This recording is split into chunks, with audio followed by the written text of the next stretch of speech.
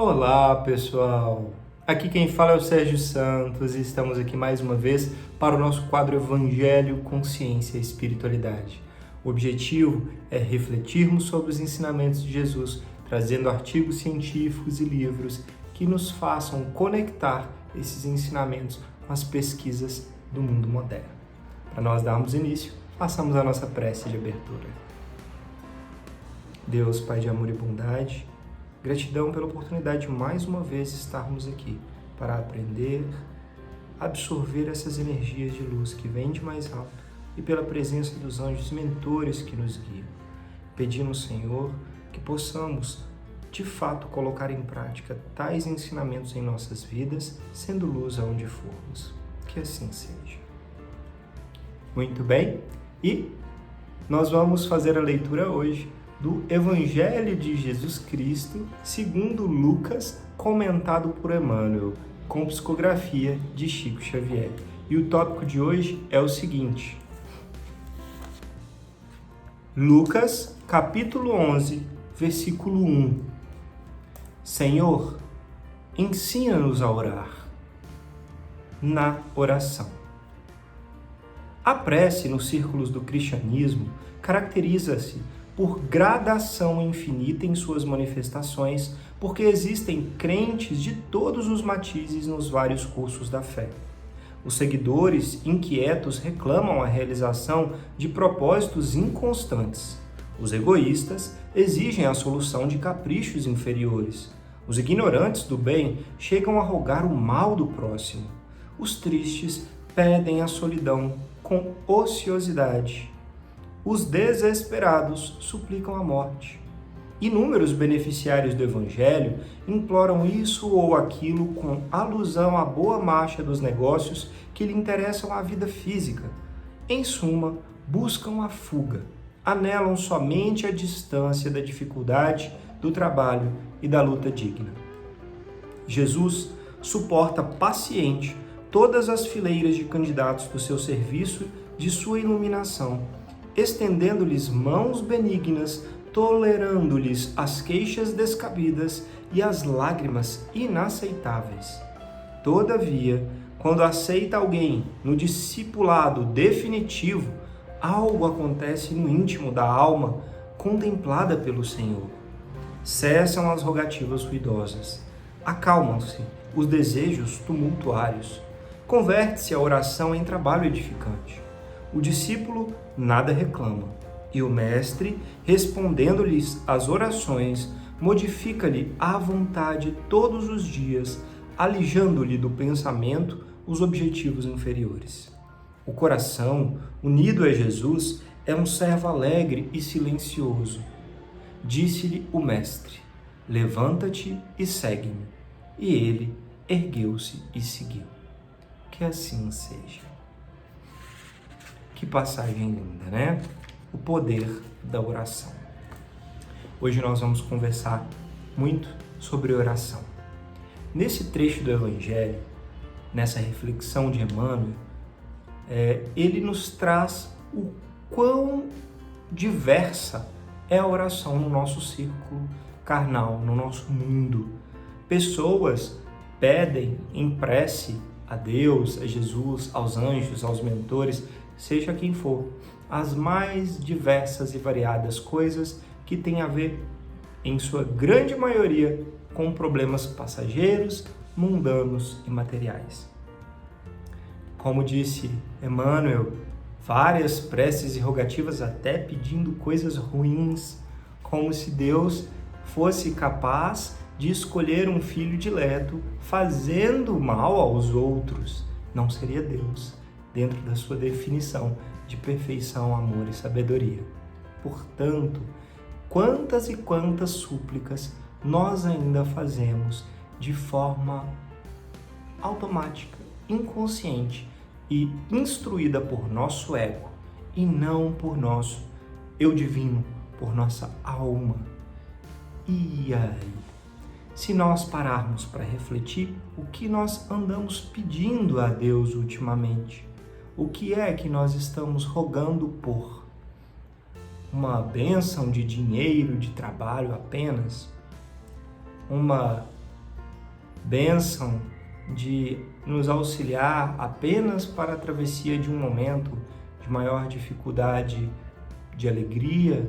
Não que essas coisas não sejam importantes neste mundo, são sim, e Deus nos deixa o ensinamento através de Jesus, de darmos a César o que é de César e a Deus o que é de Deus. Ou seja, nós precisamos sim vivenciar a Terra e todas essas experiências. O que Emmanuel nos chama a atenção é que quando nós estamos de fato com a alma conectada a Jesus, nós paramos com reclamações incabidas.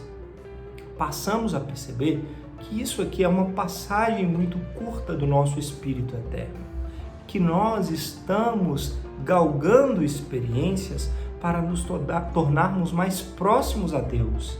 Ou seja, nós podemos pedir auxílio material para os nossos problemas que são passageiros e corriqueiros da vida, desde que nós façamos a nossa parte e hajamos em procedimento correto, para merecer. Faça a sua parte e o céu te ajudará, mas não podemos nos esquecer de pedir para a vida eterna, o que vai fazer diferença para nós sermos comunhão com Deus. Nós estamos pedindo para sermos melhores, pedindo coragem para suportar as provas da melhor forma. Nós estamos pedindo auxílio para a paciência, para a humildade, para o amor àqueles que nos fazem mal. Nós estamos pedindo por nossa humanidade e fazendo, acima de tudo, as ações corretas para que a nossa parte transforme o nosso ambiente, o nosso redor. E aí é o que Emmanuel nos ensina. A oração é muito mais poderosa e ampla do que nós podemos pensar somente nos círculos carnais. Nós temos o poder de ter o amparo de mais alto para a nossa ascensão. E quando essa comunhão acontece com Jesus, Ele automaticamente transforma todos os nossos desejos inferiores em coisas simples. Passamos a perceber que essas coisas não mais nos afetam como antes e passamos a desejar e a orar por coisas da alma que nos elevam. Façamos a nossa parte neste caminho para que a nossa comunhão com Jesus faça a diferença no mundo. Tá bom? E para nós darmos continuidade nesse tema tão importante, tão bonito, nós vamos ler o nosso livro amado, Jesus no Lar, ditado por Neo Lúcio e psicografado por Chico Xavier. E hoje nós vamos ler o nosso último tópico do livro, o tópico 50, em oração. Na véspera da partida do Senhor Jesus, no rumo de Sidom, o culto do Evangelho na residência de Pedro revestiu-se de justificável melancolia. As atividades do estudo edificante prosseguiram, mas o trabalho da revelação, de algum modo, experimentaria interrupção natural. A leitura de comoventes páginas de Isaías foi levada a efeito por Mateus com visível emotividade.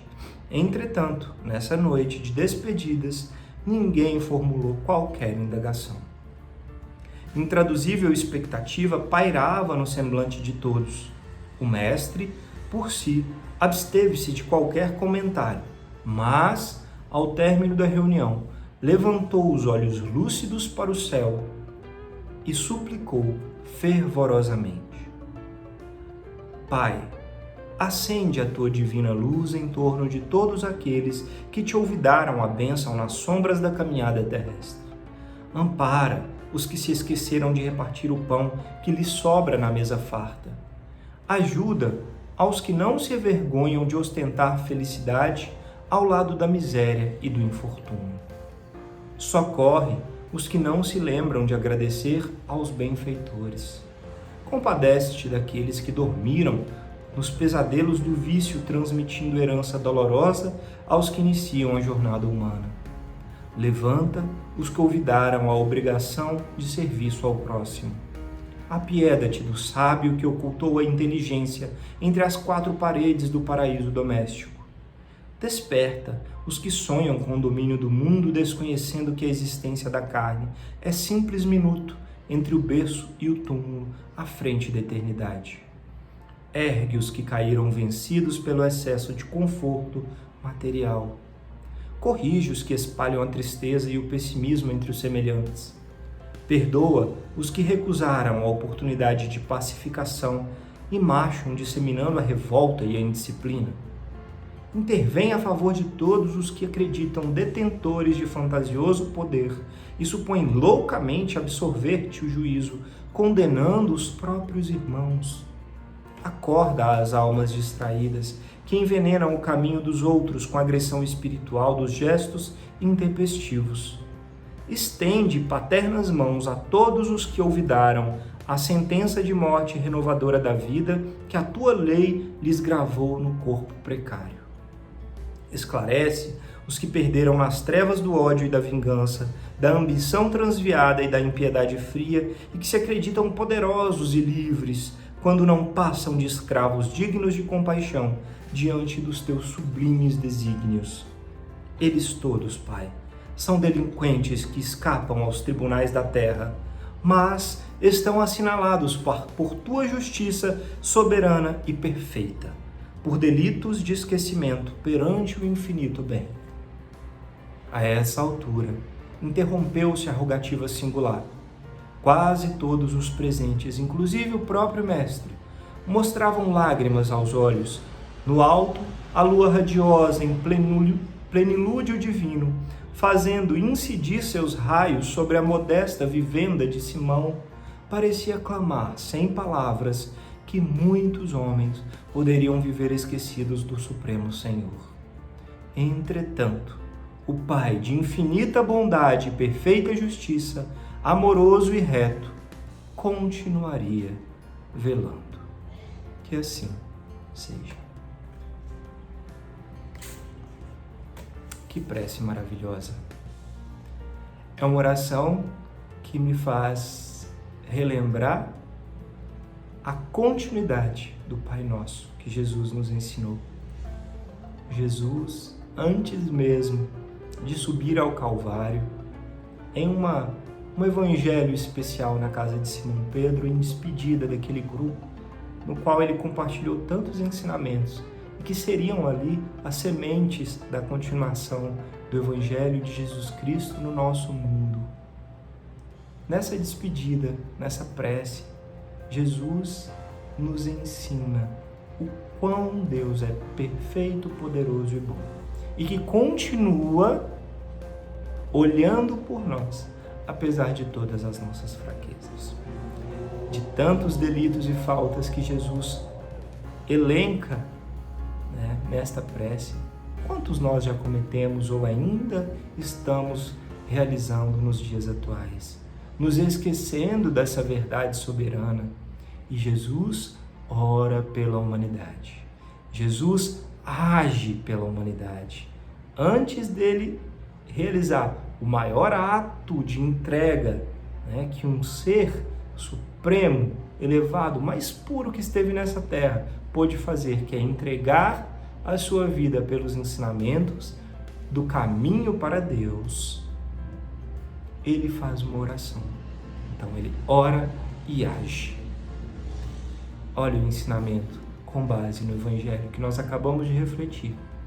Como nós temos a capacidade de fato seguir a Deus para uma vida maior, para alcançarmos algo que transcende esses pequenos problemas e dores de cabeça ao qual tantas vezes nós damos tanta importância.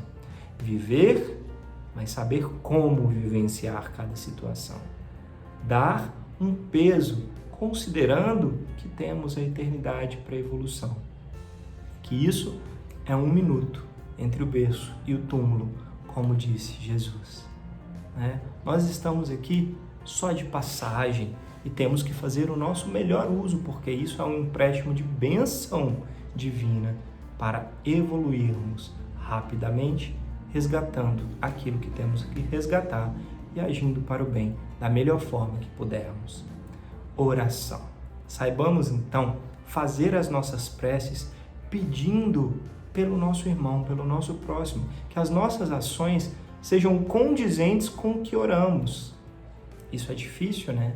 Eu reconheço que muitas vezes nós oramos de coração até, por coisas que achamos tão importantes, mas que na prática muitas vezes ainda não conseguimos agir completamente naquele sentido.